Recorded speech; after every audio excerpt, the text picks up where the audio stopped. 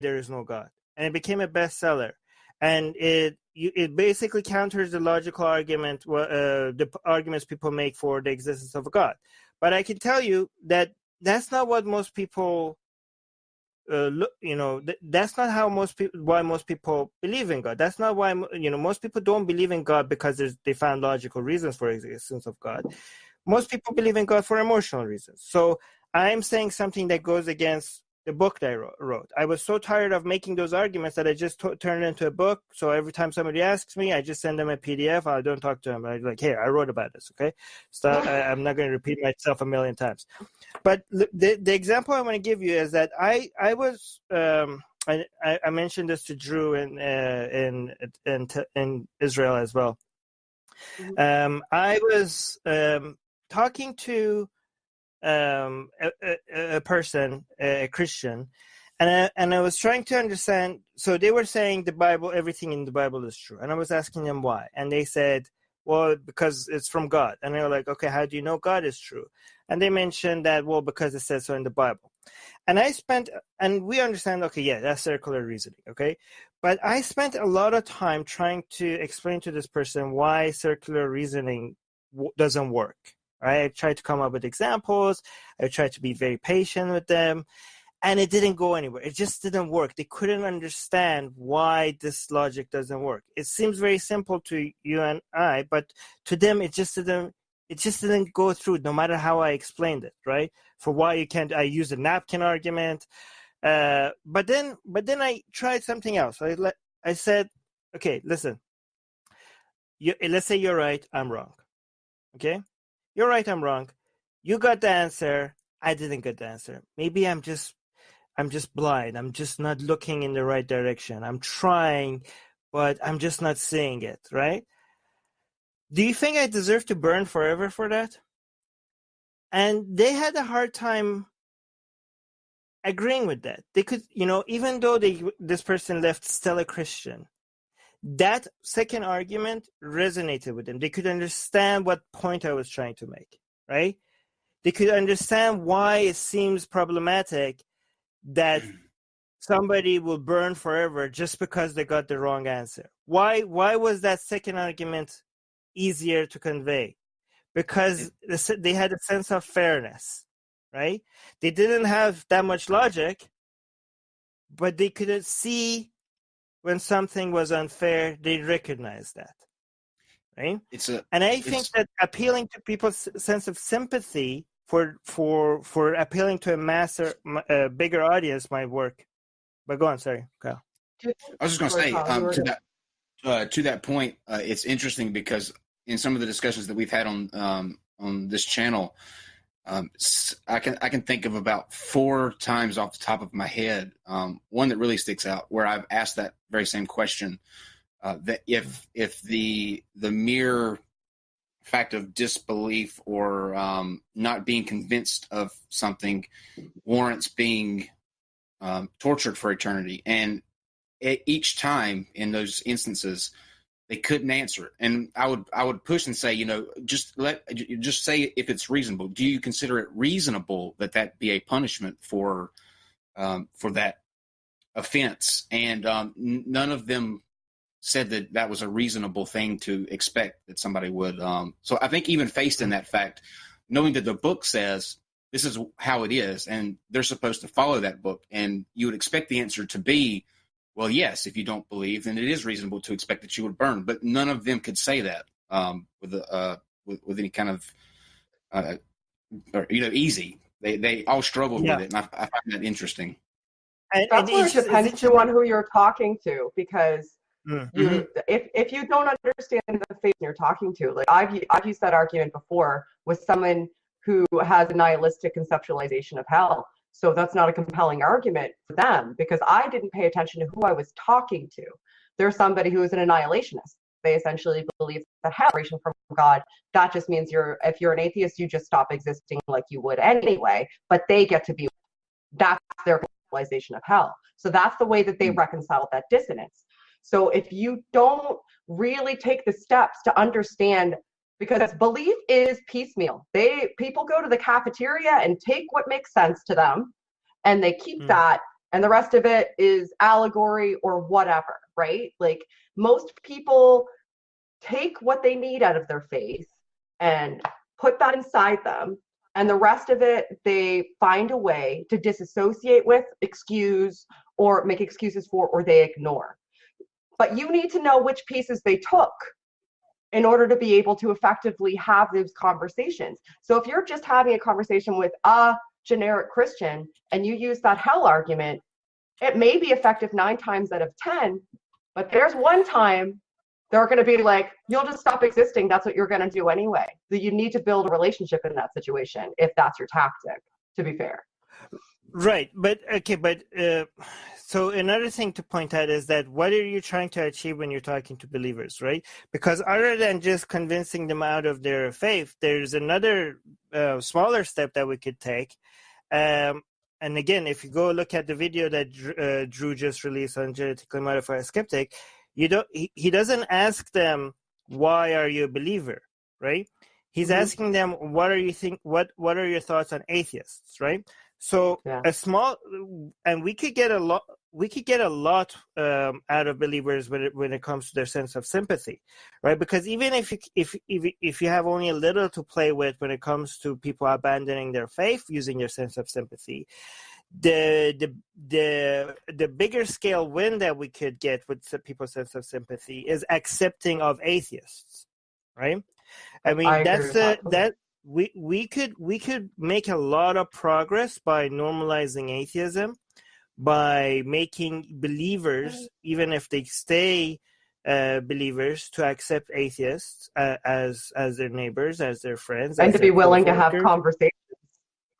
To be willing to have the conversation, and even if they don't want to have conversations, to be at least be okay with other people having these conversations, right? Like if you're right, so that's a smaller win that I'll take. Like, here's a lot of people say, like, oh, you shouldn't be offended.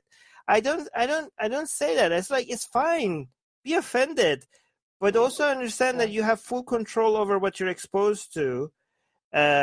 Just don't demand us to change what we say based on what you're offended. There's a difference between, oh, I'm offended, so I'm gonna unsubscribe, or I'm offended, so you should stop making this content, right? Like, that's the difference that we like. Okay, you're offended, it's fine. Don't read this book. Don't watch this YouTube video. Don't follow this page. It's very easy, right? Even if we could show that much of difference, rather than like, oh, if Atheist Republic is completely banned in Pakistan right now, apparently. That was the #1 country that our fan base came from, by the way. And now we're completely banned in Pakistan. So those are the things that we want to now #1 is United States, but it used to be #1 what used to be Pakistan. But that's fascinating. So we lost a lot from that. But if we could just get that, like, people lost those connections. Wow, that's a story in and of itself. All of those people that probably had that as their only source of connection with people who were like-minded in some sort of anonymity that kept them safe have lost that. That's tragic. I'm sorry to hear that. Yeah, but if we could convince more Muslims, here's the level of acceptance that we're pushing for. We don't want, a lot of religious people say, like, hey, I have atheist friends. I like atheists. I like the ones that don't shit on my religion, right? I like the ones that are not mocking and ridiculing. Don't challenge me. No. That's not, we don't want a condition for your acceptance, right? Because if we had the same condition for you, then your religion will be completely banned. Because have you read your books? Have you read how the Quran speaks about atheists? Have you read how the Bible speaks and the Old Testament speaks about the people that are not part of you? So don't even try to introduce that condition. We don't want I accept atheists that keep it to themselves. We will be shitting on your religion from morning till night. And we want you to accept that. We want the religious people that say that, oh, I'm a Muslim, I'm a Christian, I have atheist friends that hate Islam, and they won't shut up about it. I have atheist friends that hate Christianity and won't shut up about it, and they're still my friend, right? That's the level of acceptance that we want. Interesting. So you want people... Oh, go ahead. That needs to be a shirt. I was just going to say that needs to be a shirt. We will shit on your religion day and night. Atheist Republic.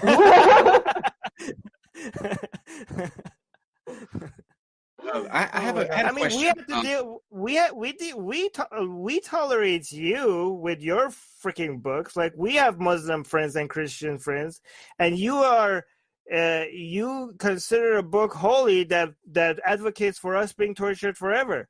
So if we're tolerating you as a friend when you're endorsing that book, there's not that. I mean, that's torture. Come on, like that's you. You are endorsing books that wants us beheaded, even though you don't agree with that. You're tolerating those books. You're endorsing it. So we are considering you our friends, even though you're endorsing that kind of nonsense. So we just talking shit about your religion. Come on, that's not too much to ask. That is not too much to ask. That's a very good point. I had a question, sort of to that end. What was it that made you? What was it that brought doubt into your story? Like, what made you start to question your faith? Oh my God! How much time do you have? You want the short version or the long version? Short version or long version? Short version, so we can get to your political stuff too. Yeah. Okay. Yeah. Short version is started with studying the history of religion, because when I was a Muslim, I was very I couldn't understand why all these other people are going to go to hell. So I wanted to understand the nature of other religions. So I started studying the history of religion. And the more I studied the history of religion, the more I was convinced that this all seems like it was just all made up. So history, and also in Iran, evolution is taught in school. And also the theories of how the first cell came.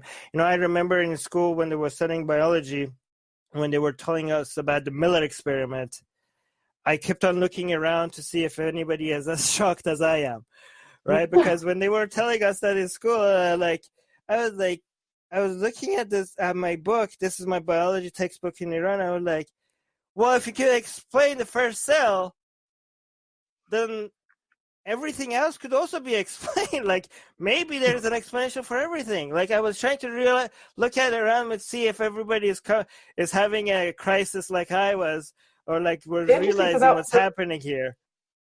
Yeah. So the Miller-Urey experiment, they taught the Miller-Urey experiment where they made the first base amino acids in an enclosed environment. Okay, first they told us about that was a point of just, that's fascinating to me, because you were like, holy shit, they make amino acids. Guys! Okay, no, because they first told...